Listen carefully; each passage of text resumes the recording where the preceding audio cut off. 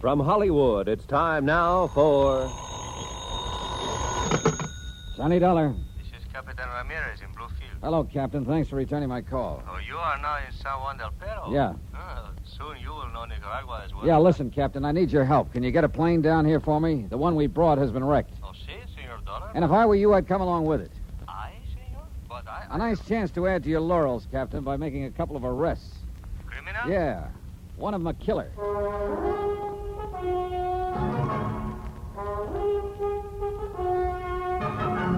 Tonight and every weekday night, Bob Bailey in the transcribed adventures of the man with the action-packed expense account.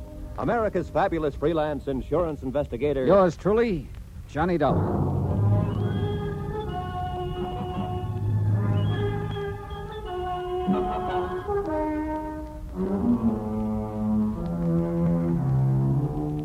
From Special Investigator Johnny Dollar, location San Juan del Perro, Nicaragua, to Universal Adjustment Bureau, Hartford, Connecticut. Following is a final accounting of expenses and report on my investigation of the Sea Legs matter. Expense account item 18, $1 American. Phone call to Captain Jose Ramirez of the Federal Maritime... I still can't spell it. Call it the Coast Guard. But a lot of things happened before I could make that call.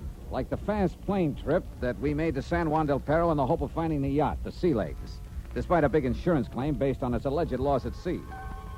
Like the fact that our plane was wrecked for us by one Douglas Landfair, despite a big claim based on his alleged death at sea. Like our discovery of the yacht, carefully altered and repainted in an old shipyard. Our discovery of Ramon Gonzalez, a member of the crew who was supposed to have gone down with her. Come on, Mr. Dollar, let's get out of here. Oh, no, Oscar. Not until I revive this Gonzalez character and make him talk. But he may have a friend around. Quite right, Oscar. He has. Huh? And with a gun aimed straight at Mr. Dollar's back. Well, well. Connie Landfair. Surprise, Johnny? Not particularly. Stand still. I won't hesitate to pull this trigger. No, I guess you wouldn't. So you found the Sea Legs. Or did Oscar help you? Oh, then you're familiar with Oscar Patrick Vladimir Pasquero. Ask him, the chiseling, money-grabbing. Please, how can you say such a thing about such a Oh, sterling... shut up, Oscar. Thank you.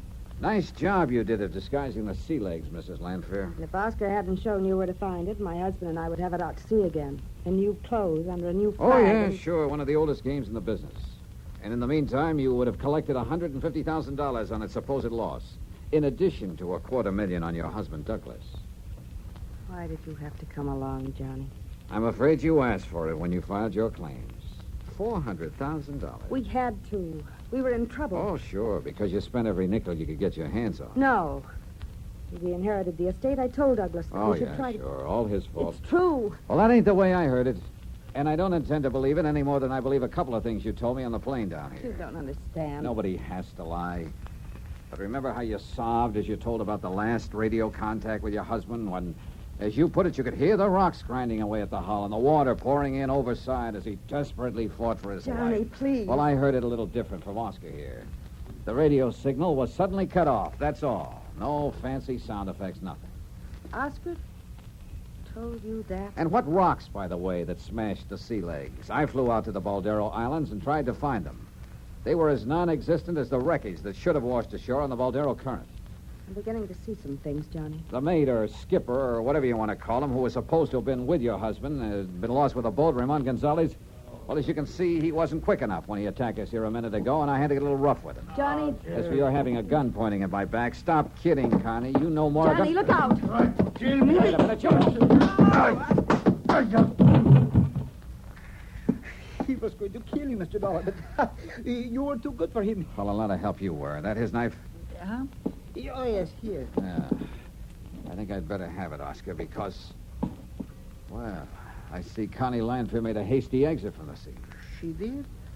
Well, what do you know about that? You didn't see her leave? Well, it's so dark in this old shipyard, and I was so worried about you, dear Mr. Dollar. Why don't You we should get be. Plenty worried. Huh? Look, why don't we get out? I needed only two things when I came down here, Oscar. Proofs, both of them. Why don't we get out of this dreary place, Mr. Dollar, and talk someplace else, huh? Where there's light. Oh, shut up and listen. Thank you. I found them both now. Proof that Douglas Landfair never died in the wreck of the Sea Legs, and proof that the Sea Legs was never wrecked at all.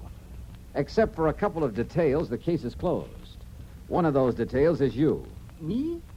Oh, you mean paying me for all the unvaluable help I've been... Oh, how nice. I'll take it in 20s if you Oscar, please. I'm going to lay the cards right on the table. Yeah, and the money? I'll find it for you. Now, listen to me. Connie Lanfear slipped away during our little ruckus here. But you could have stopped her as easily as you could have stopped this Gonzalez character from jumping But me. she said she had a gun. A bluff. She didn't. But you did. Me? Oh, Mr. Dollar, I spotted that bulge under your left arm the minute you appeared in my hotel room that first morning. Well, don't reach for it because I'm carrying one, too. Mr. Dollar, dear, I don't understand. Well, I do now. I've wondered from the beginning just why you insisted on sticking so close to me from the minute I arrived here in Nicaragua. All right. I will tell you the truth. The whole truth. Even if it costs me a small, slight percentage of the munificent fees you're going to pay me for the unestimable assistance I have been giving you. Oscar, you just won't give up, would you? The money. That's what it is. The money. Like I get from all the Americans who come here to Nicaragua. Only from you it was not for sightseeing, guiding, but for all the help. Like, for instance, the money you've been getting from the Lanfears? I cannot tell a lie, Mr. Dollar. I did get some money from Mr. and Mrs. Lanfear, you know, for various and Sunday services when first they came here, but why not, including the use of my radio sender? You see, if I hadn't known they would pay me well for the using of my radio... Your unlicensed my radio. unlicensed radio, because the license cost too much, why, I would never have been able to know about the wreck that didn't happen and so skillfully lead you to the Baldara Islands and all the clues that I... Yeah, well, you know what I mean. What you really mean, Oscar, is that you expected a lot more from them if their crazy plan to collect on the insurance policies worked out. You're sure? Because no, Mr. Dollar, no, I was only trying to help you. Think, Mr. Dollar, about all the things I've told you about. You were careful not to tell me a single thing that I wouldn't have learned anyway. Oh, Mr. Dollar, Why did you hurt insist me. right off the bat that we fly to Puerto Gardo, for instance? Why, of course. Apparently so to that- help me for a small pittance, of course. But actually, it was to keep me out of the way while Constant Lanfear made contact with her husband here in San Juan del Perro. No, please, No doubt you I- worked that all out with her before you busted in on me that first morning. Then, when we did get to Puerto Gardo, tried to prevent me from spotting the current that would have taken any wreckage from the islands and washed it ashore on the sandbar at Puerto Gardo, if the sea legs had gone down. That isn't... No. I told you about that strong current at very then, too. Sure you did. But only because you realized at that point that I couldn't help finding out about it anyway. Mr. Dollar, you're making a crook out of Making me. a crook of you? Well, add this little item, Oscar. When we started to land our plane and Douglas Lanfear came at us with his car, you know as well as I do that you could have avoided it. Kept us from snapping off our landing gear and crashing. Oh, it was nicely done, too. So that you wouldn't get badly hurt, would still be up and around to collect from Lanfear for it. Oh, Mr. Dollar, how can you even implicate such a horrible thing? You, my dearest, my undying Because friend. of your little suggestion along the way that I unfastened my seatbelt and relaxed, while you, I noticed, kept yours tight. One thing after another. And finally, of course, armed as you are, you not only let Gonzalez attack me, but you let Connie Lanfear escape as well. And all for money. Money. That's all you've talked about. How did you figure to collect for all this? All right. It's true. It's true. All my life, in every country in the world, I've been... Whatever I have done has been because I love money. But I swear it, Mr. Dollar. I would have never let them kill you. Because I do like you, Mr. Dollar. I almost... Even with all the money I could get from them, I almost gave it up. Yeah, for whatever you could get from me. Yes. And because you're such a nice man, I guess I'm not used to being around nice... Mr. Dollar. Well, Mrs. Lanfear. what about her? Don't be too hard on her. It was all his doings. He had such a strong hold over her. The way he treated her, sometimes I almost thought she wished he had gone down in a wreck of the boat. What are you talking about? She's still in it. Because by now she's so far in, she has to stick with him. Don't you see? Oh, yeah, I suppose that does make sense. All right, what else? That's all. I have opened up my whole entire heart. Well, Mr. Dollar, for once in my life, I'm telling the truth. I thought maybe I could persuade you to pay me more than they could. Then I could be on your side, on the good side, just for once. But now I guess I can only beg for your mercy. One thing you haven't told me, where Douglas Lanfear is. You must know. Well, do you? Yes. Well, For maybe enough of a small pittance to get out of this country. can't get over it, can you? Well, you haven't much of a choice this time. You will help me maybe just a little bit if I tell. We'll see. I'm living on my hope, Mr. Dollar, so I will tell you. Mr. Lanfear. Mr. Lanfear is right here. Oh. And well-armed, Oscar, ready to blow your brains out for what you just told this nosy insurance investigator. Be careful, please. Mr. Dollar, he has a gun. Yeah, I see. So have you, Oscar. Yes. Yes, I have. Careful, Oscar. And if it is the last thing I do, the man who got me into this is going... Oh, no, you don't. No!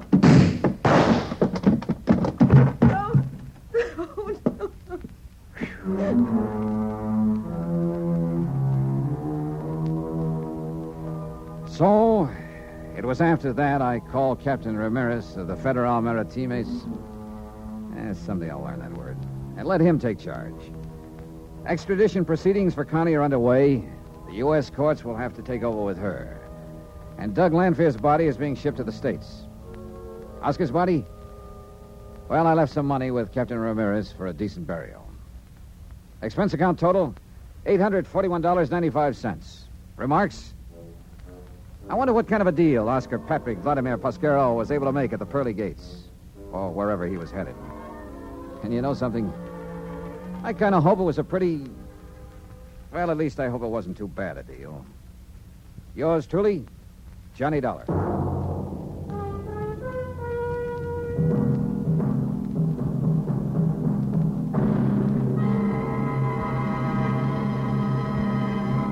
Next week, the promise of romance in the arms of a lovely girl, and the threat of a knife in the back. Join us, won't you? Yours truly, Johnny Dollar.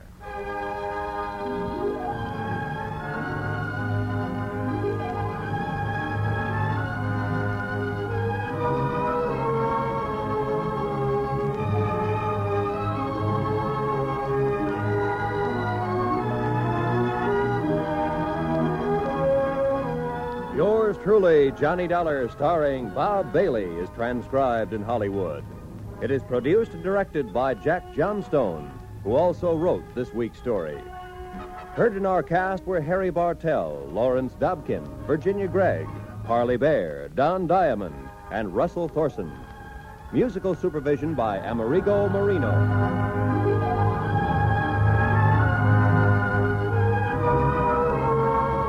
Johnny Dollar has come to you through the worldwide facilities of the United States Armed Forces Radio and Television Service.